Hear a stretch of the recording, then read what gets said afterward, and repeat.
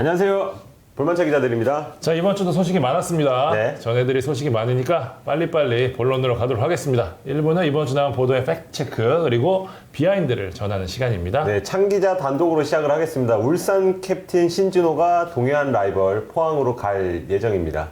저는 개인적으로 네. 그래서 좀 이걸 어떻게든 단독하고 싶은 생각도 컸었는데 네. 올겨울 이적중에 저는 가장 재미있는 이적이 아닌가 싶습니다. 동의. 예. 사실 이 포항까지 갈 상황이 아니었거든요. 네, 그렇죠. 그러니까 울산이 원래는 세대 교체를 천명하면서 계약 기간 1년 남은 선수들 그리고 베테랑 선수들 고민을 좀 했었는데 신진호는 특히 고민이 좀 많았습니다. 왜냐하면 캡틴이었고 그다음에 아시아 챔피언스 리그에서 굉장히 잘했어요. 그래서 트레이드 카드를 쓸까 하다가 잔류 쪽으로 가닥을 잡았는데 제주에서 오퍼가 왔습니다. 좋은 조건이었고 이적료도 있었고요. 그래서 울산도 오퍼가 온 김에 보내려고 했죠. 그러니까 신진호도 제주 쪽에서 이제 좀 전향적으로 나오니까 그래? 그러면은 나도 계약 기간 늘리고 좀 연봉 좀 줄이고 가야겠다라고 생각했어. 결정을 했단 말이에요. 근데 갑자기 사인만 딱 남은 상황이었는데 갑자기 남길 감독이 이러고 마음을 돌린 거예요. 그러니까 저도 좀 알아보니까 네. 남길 감독이 좀 부담스럽다 이런 반응을 보였다고 하는데 뭐 정확하게 부담스럽다는 무슨 뜻인지 모르겠습니다만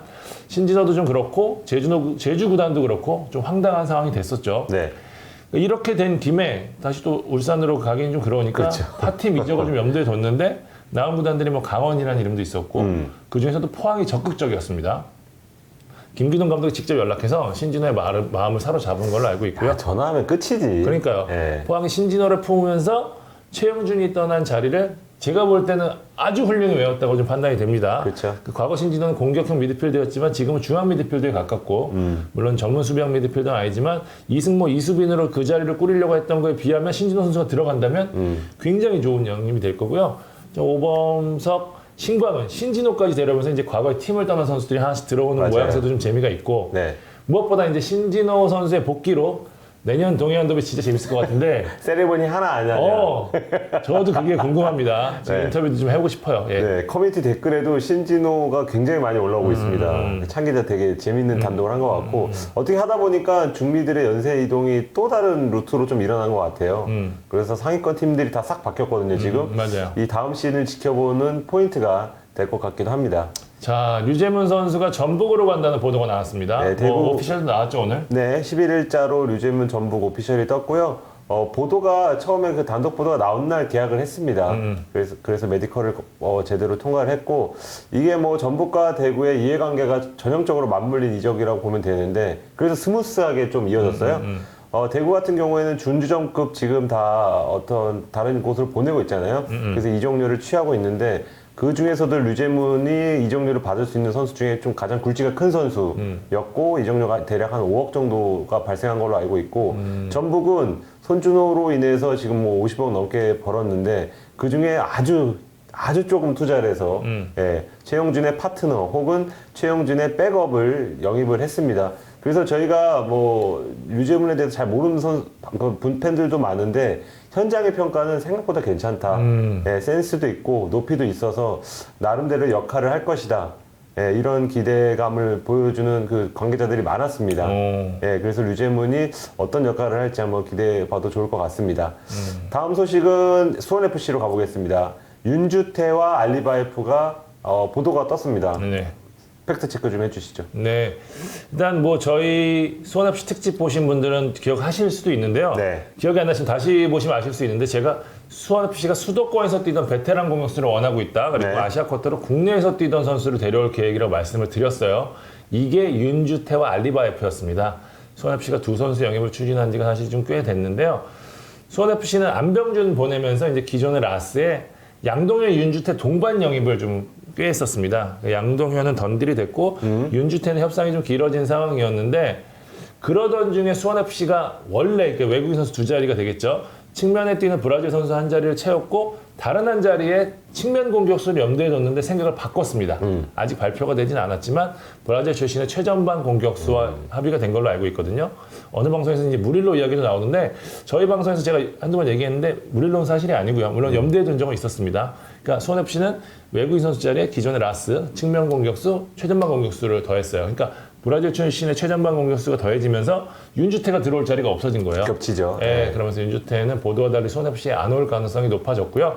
알리바이프는 협상 중인 거 맞습니다. 그러니까 서울이 알리바이프를 보내기로 하면서 계약 기간이 좀 남았거든요. 그래서 자녀 연봉을 지불해야 되는 그런 상황인데 타팀 이적을 염두에 뒀습니다. 이걸 줄여야 되니까. 손FC가 아시아쿼터를 찾다가 알리바이프를 고민을 했는데 사실 고민이 좀 많았어요. 그러니까 지난 시즌 왜냐면 폼이 너무 안 좋았기 때문에 이 선수를 데려가는 게 맞냐 그래서 중간에 다른 선수도 좀 봤거든요. 현역 호주 대표팀에서 뛰고 있는 헐시티 출신의 잭슨 어빙이라는 선수가 있어요. 게임에서 봤습니다. 네, 좀 유명한 선수인데 이 선수 추진했는데 몸값이 안 맞았습니다. 예, 유명 선수라 좀 비쌌었고요.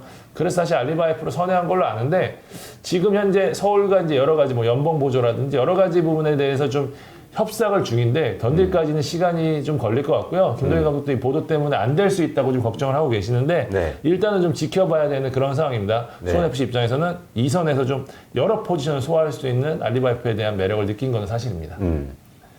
자, 이제 저희가 강의를 했었죠. 오각 트레이드 드디어 성사가 됐습니다. 만 기자가 네. 썼죠.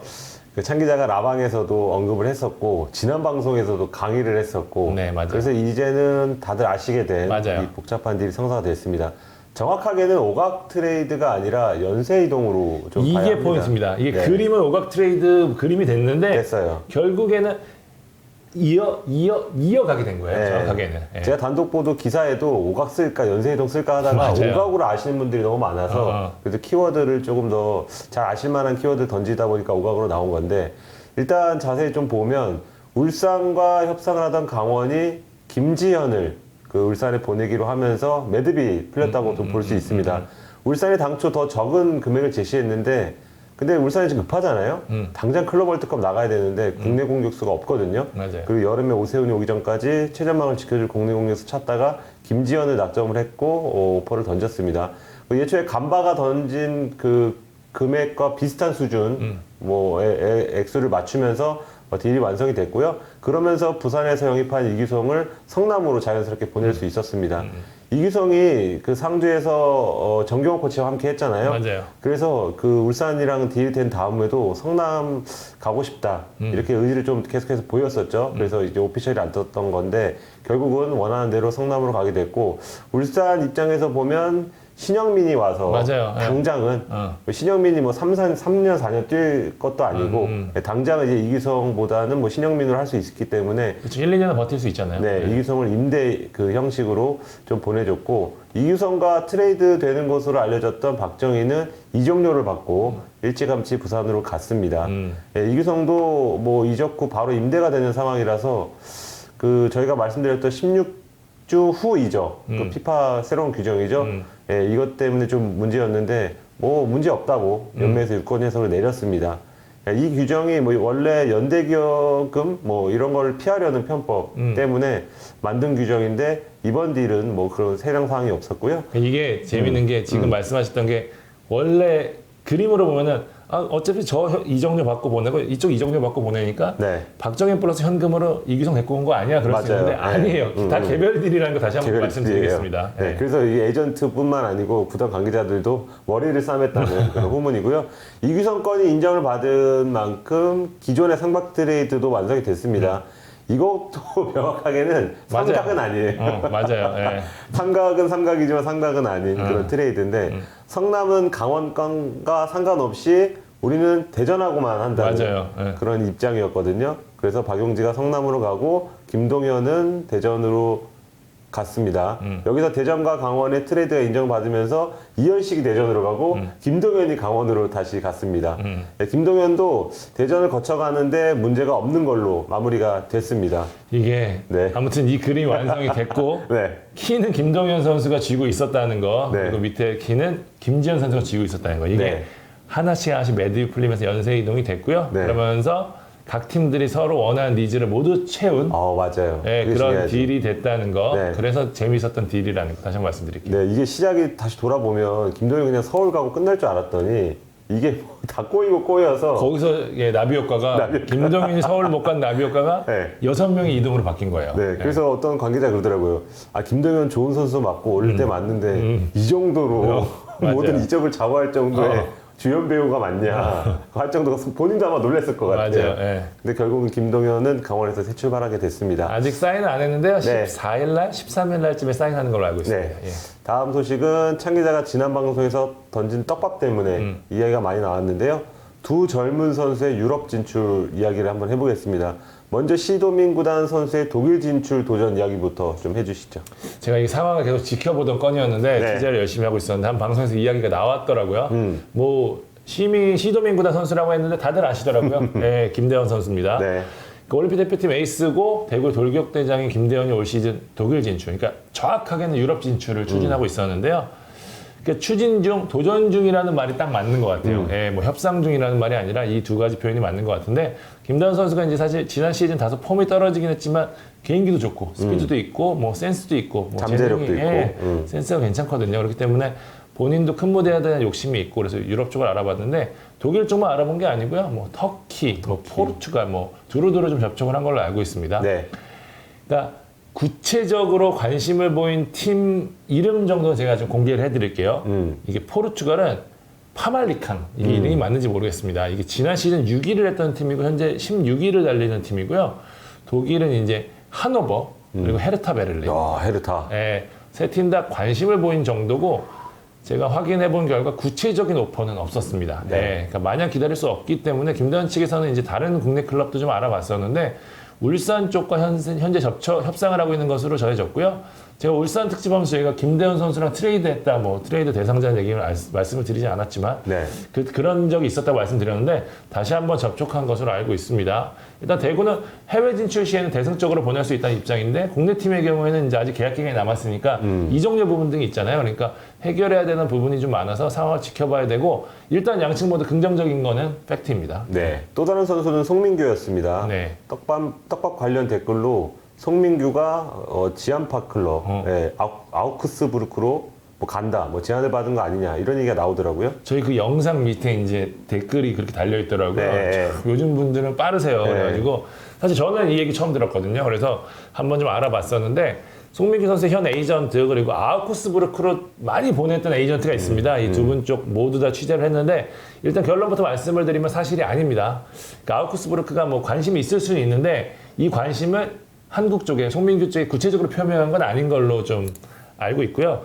아우크스부르크가 올 시즌 좀 젊은 선수로 팀을 재편하면서 순항을 하고 있는데 그래서 젊은 선수보다는 베테랑 선수들을 좀 더 데려오고 싶어 한다는 이야기까지 이 에이전트에서 해주더라고요. 그러니까 때문에 만약에 진짜 관심이 있다고 해도 올 겨울보다는 여름 쪽에 가까울 것 같고요. 사실 송민규 선수는 지난 시즌 워낙 잘했잖아요. 그리고 이 스타일 자체가 유럽에서 오히려 더 통할 수도 있는 스타일이라는 맞아요. 평가를 많이 받으면서 네. 에이전트들이 이 선수에 대한 관심을 굉장히 많이 드러냈었거든요. 그러면서 내가 유럽 보내줄게 이런 얘기 했었고 실제로 송민규 측에서도 유럽 진출을 추진했었던 건 사실이고요. 이게 어느 한 보도에서 이제 포르투갈 쪽 얘기가 나왔었는데 제가 직접 들은 얘기입니다.